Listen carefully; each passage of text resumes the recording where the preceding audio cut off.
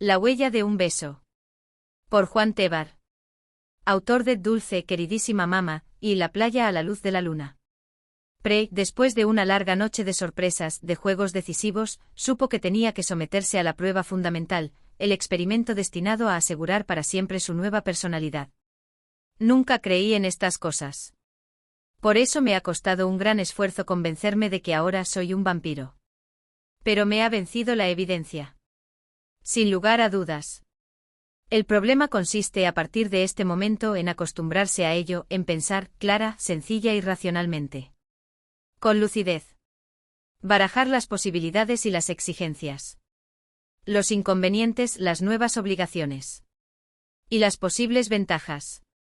Ordenarlo todo como sobre un tapete. Y reflexionar sin ofuscarse. Había bromeado siempre con las cosas de terror. Me gustaba hablar de ello y mostrarme un poco por encima de los demás a ese respecto. No porque no fuera capaz de asustarme. No era eso. Pero hacía gala de una personal atracción por lo terrible. Y mucho más por lo morboso.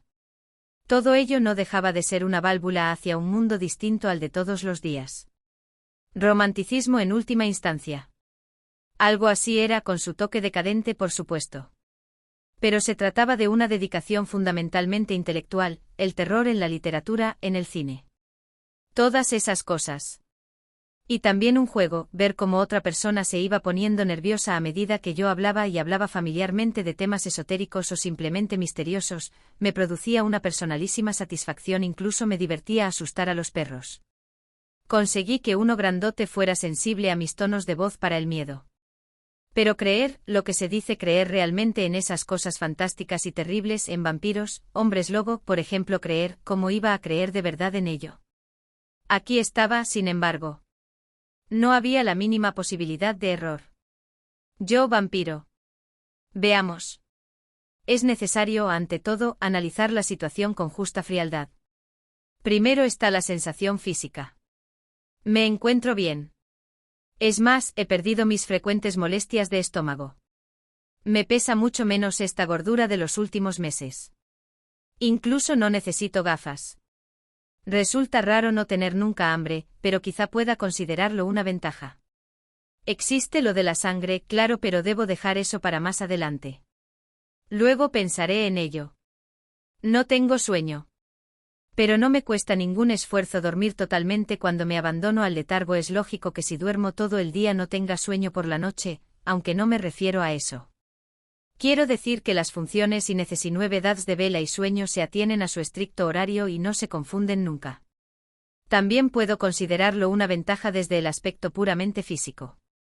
Empecé a notarlo en el mismo instante en que ella me mordió.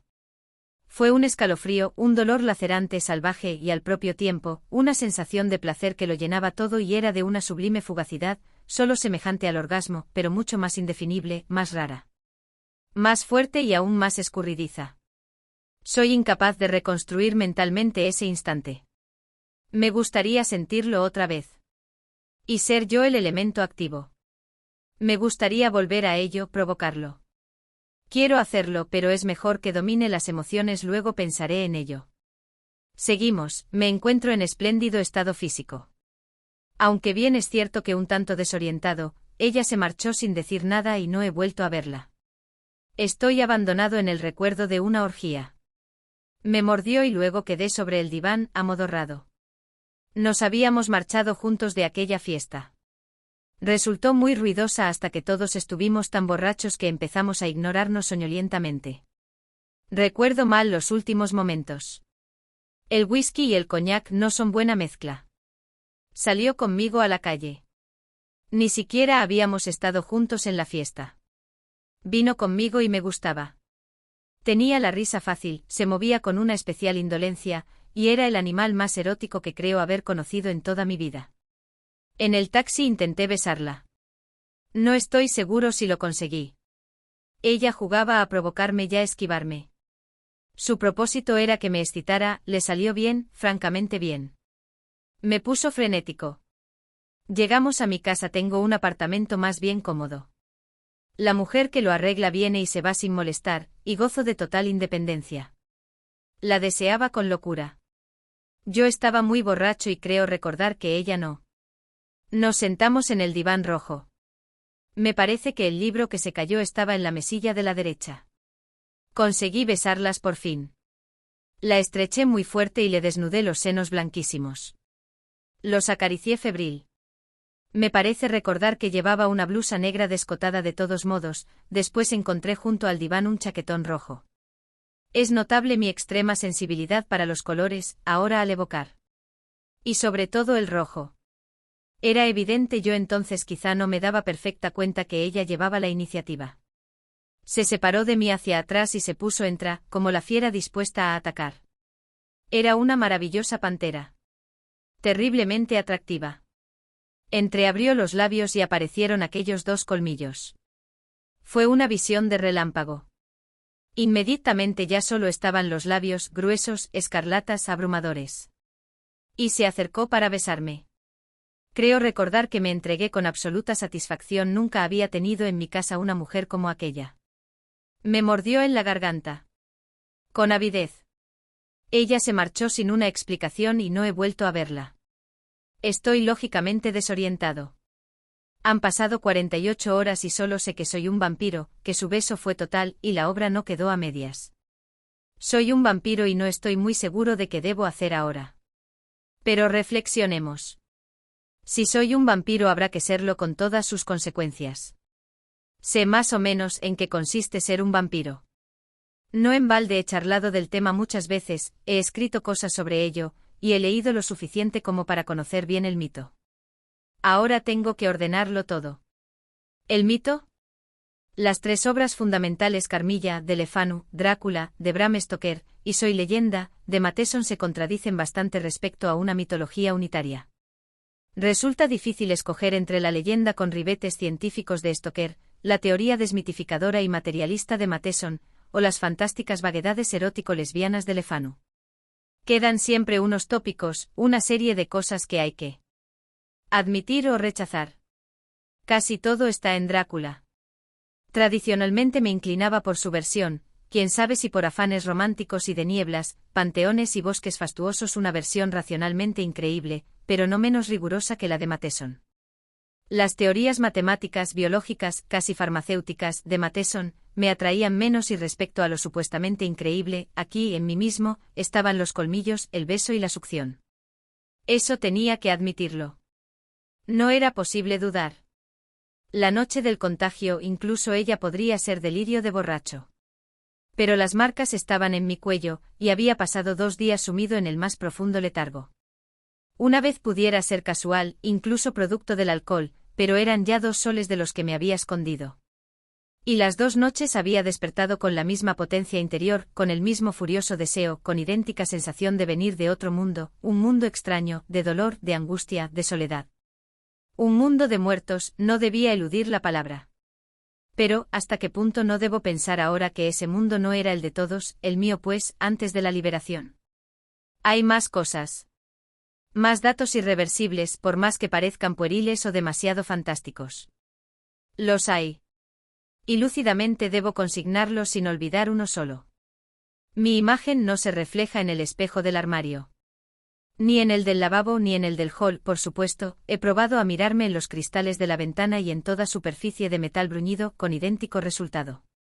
Sé que tengo 2 largos colmillos, caninos o quizá felinos, que encajan perfectamente sobre la encía contraria. No he podido verlos, pero los noto bajo los labios y los he tocado innumerables veces. Estoy frío, profundamente frío. El mero contacto de mi piel me recuerda horriblemente al del cadáver de mi padre cuando lo besé antes de que lo metieran en el ataúd. Huelo mal.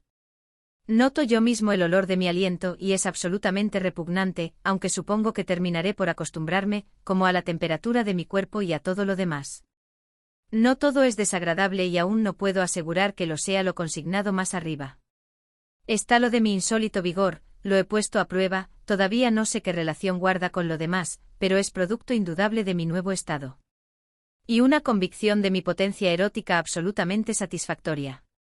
Aún no canalizada por supuesto, pero del todo terapéutica para la melancolía, el desmayo o cosas parecidas, tan frecuentes hasta ahora en mí. He hecho experimentos. Me ocupé en ellos hasta las últimas horas de la primera noche. Y han sido ellos los que han acabado de convencerme totalmente. Cuando me desperté la primera noche estaba tranquilo. No había el menor rastro de mi pasada borrachera, lógico después de 24 horas. Notaba un hervor interno como el que sucede a una buena comida. Tardé algo en recordar. Primero fue el chaquetón de mujer en el suelo.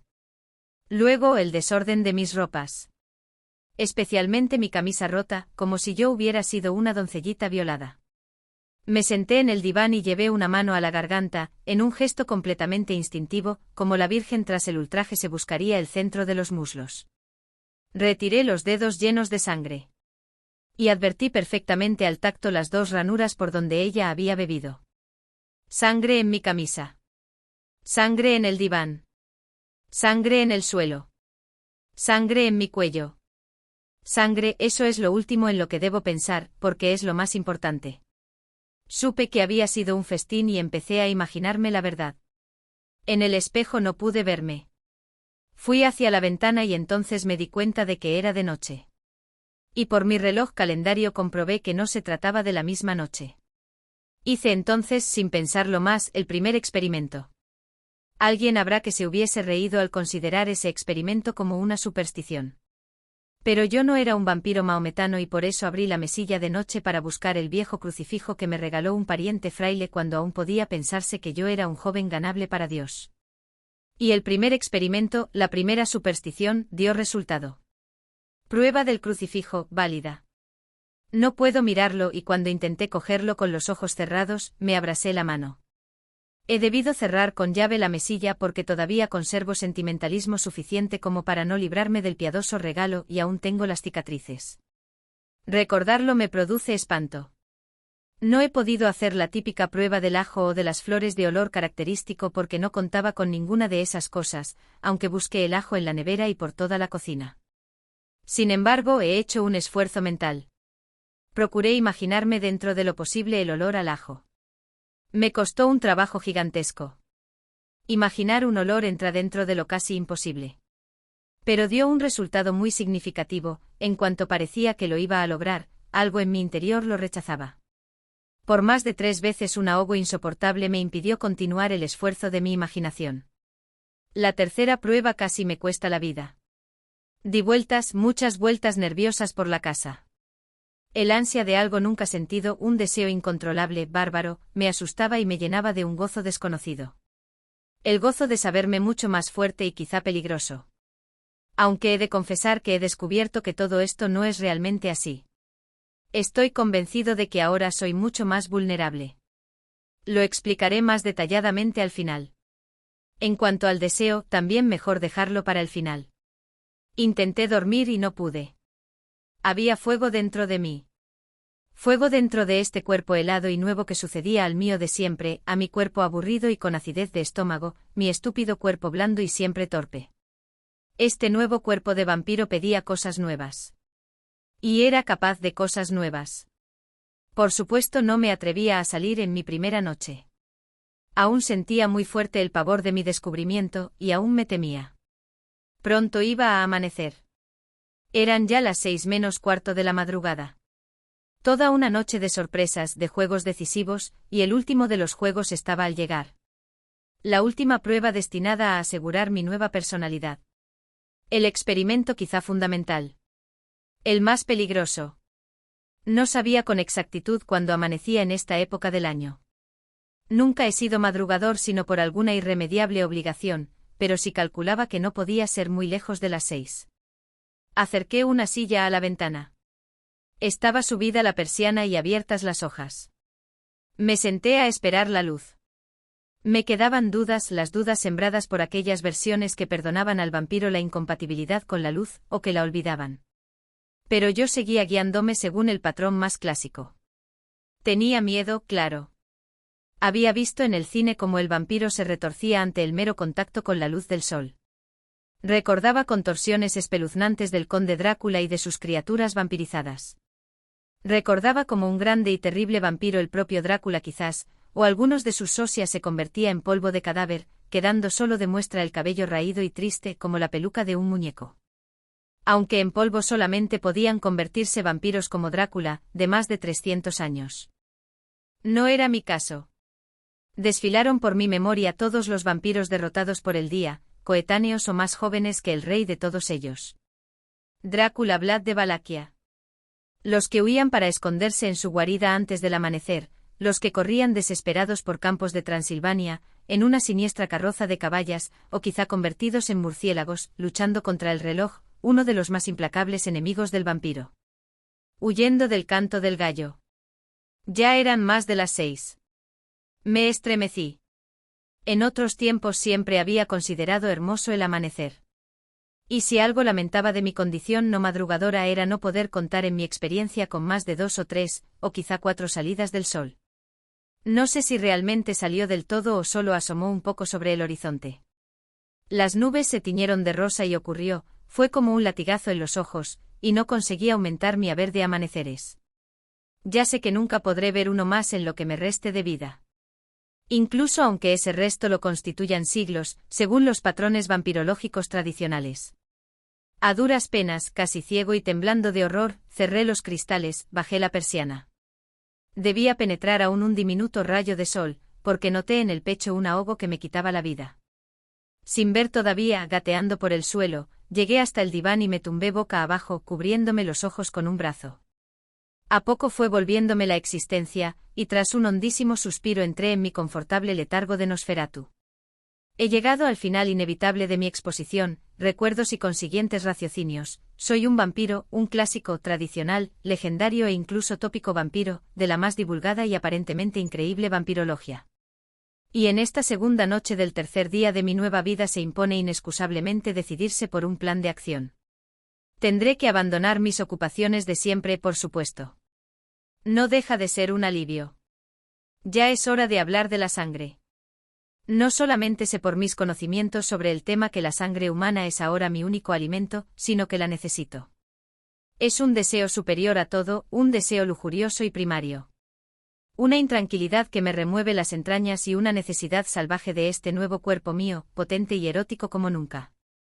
Y es la sangre de una mujer la que me exijo. Volver a repetir aquel instante en que ella me besó en la garganta, marcándome para siempre con su apetito. Revivirlo desde el aspecto de ella. Ser yo quien lleve la iniciativa. Besar yo y morder yo y beber yo. Cuando cerré la mesilla de noche para quitar de mi vista el crucifijo, me rasgué un dedo con un clavo de la cerradura. La vista de la sangre fue entonces más eficaz que la otra vez, cuando había descubierto las manchas en la camisa, en el cuello y en el suelo, porque en esta ocasión se trataba de sangre fresca, y fui mucho más consciente de mi reacción. Solo puedo compararla a lo que hubiera sentido antes al ver, de pronto, a una mujer desnuda. A una preciosa mujer desnuda, de 18 años. Sé también ahora, mejor que nunca, y puedo decirlo ya, en qué consiste realmente la soledad. Un vampiro es la criatura más solitaria que pueda imaginarse.